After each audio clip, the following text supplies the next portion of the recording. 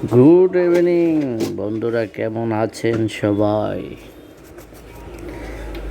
আজকে এতটা গরম নেই, ঠান্ডার দিনে আমাদের আজকের রেসিপি বাংলায় যেটাকে বলা হয় রান্নাঘর, বড় মিয়ার রান্নাঘর কিচেন থেকে আপনাদেরকে জানাই আমন্ত্রণ। শ্রোতা বন্ধুরা, আপনারা যারা আমাদের এই চ্যানেলের সাথে ভিডিও দেখেন এবং ভিডিওগুলো প্রতিদিন দেখেন, আপনাদেরকে আমরা আমাদের ভালোবাসা এবং আন্তরিক অভিনন্দন। বর্ষাকালীন সবজি, বর্ষাকালীন রান্নাবান্নার, বর্ষাকালের সব কিছু আমাদের ভালো লাগে, খাওয়া দাওয়া সব কিছু ভালো লাগে, কিন্তু আমরা বর্ষাকালে একটা জিনিস পাচ্ছি না, সেটা হচ্ছে ইলিশ মাছ। আমাদের ইলিশ মাছের কোনো রেসিপি আজকে থেকে আমরা পাচ্ছি না।